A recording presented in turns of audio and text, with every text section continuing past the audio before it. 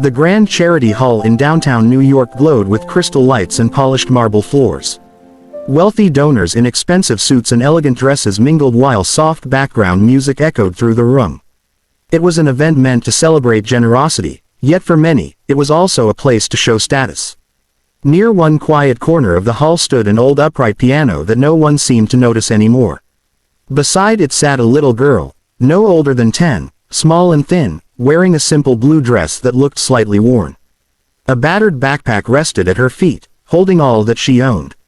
Her name was Lily. She had been brought to the event by a local shelter, not as a guest of honor, but as background, someone to fill a seat, someone invisible.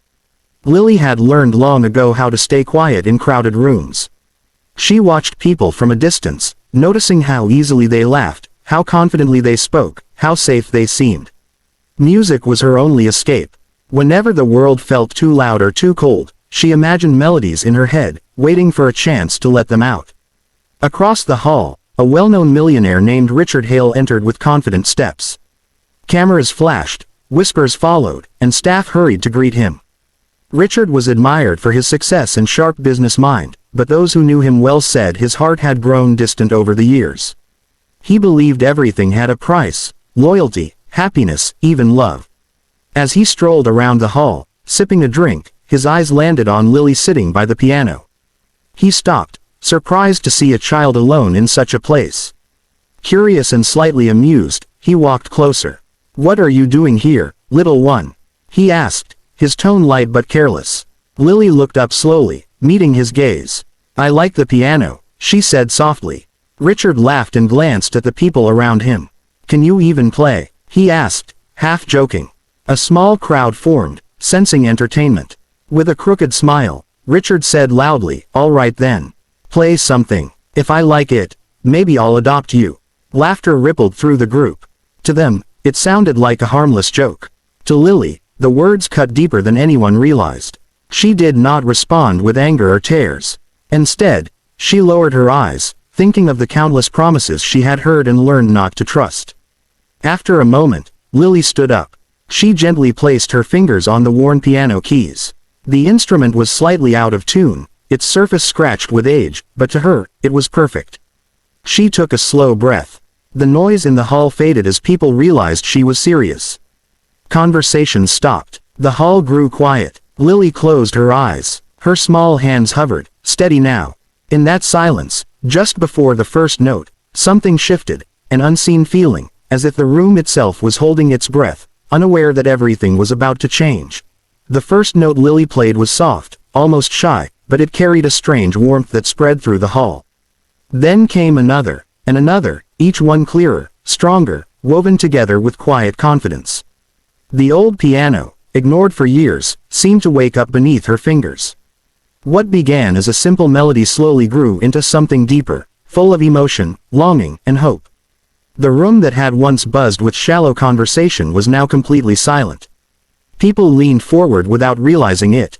Some felt a tightness in their throats, others a gentle ache in their chests. The music felt personal, as if Lily was telling each listener their own forgotten story. There was sadness in the notes, but also strength, a kind of hope that refused to disappear, no matter how hard life tried to crush it. Richard Hale stood frozen near the piano. At first, he had expected nothing more than a child, pressing random keys. Instead, the melody struck him like a wave. Memories he had buried under years of success began to rise. He remembered a small apartment, a quiet mother humming tunes while cooking, an old radio that had once filled his childhood with music before life became about survival, deals, and numbers. He hadn't thought about those days in decades.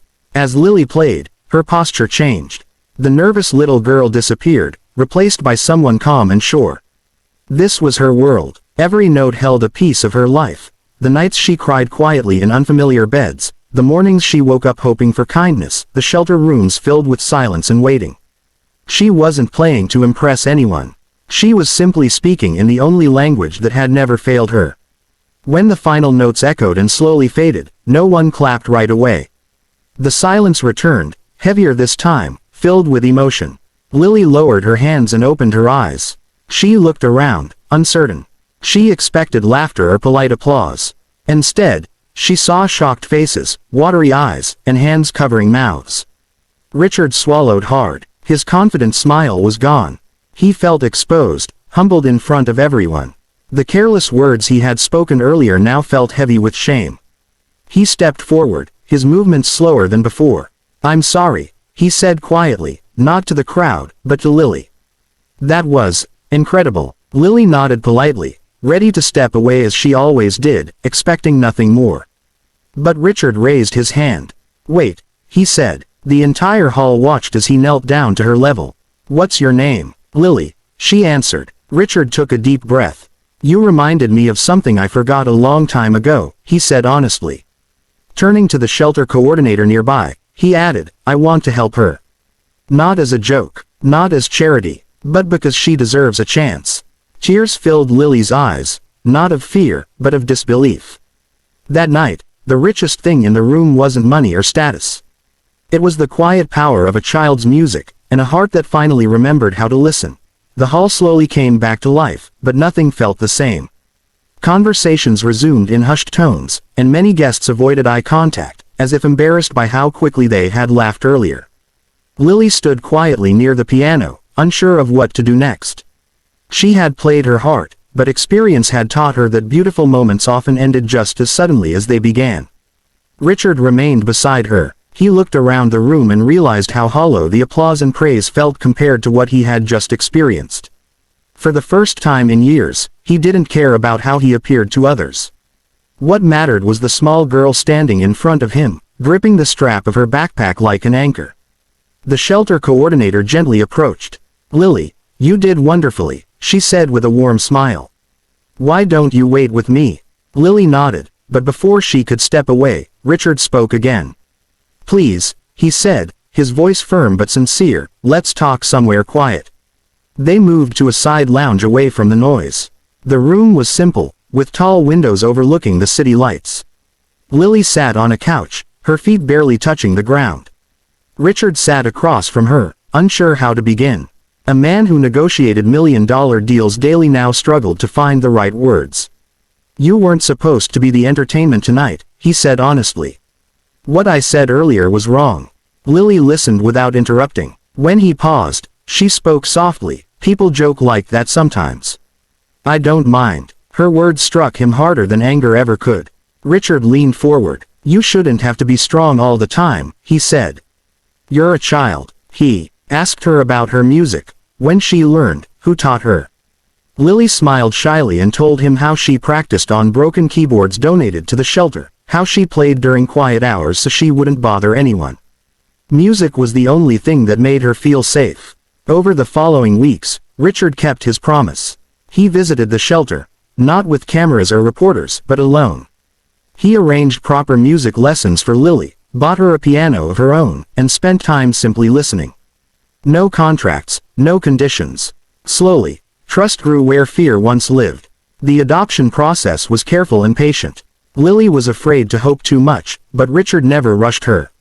He attended her small recitals, clapped the loudest, and reminded her that her worth didn't come from performing. It came from who she was. Months later, Lily played again, this time on a grand stage, but the applause mattered less than the quiet smile Richard gave her from the front row. He wasn't her rescuer. She was his reminder. In the end, the millionaire didn't save the little girl with money. The little girl changed the millionaire with music, and together, they found a family neither of them knew they were missing.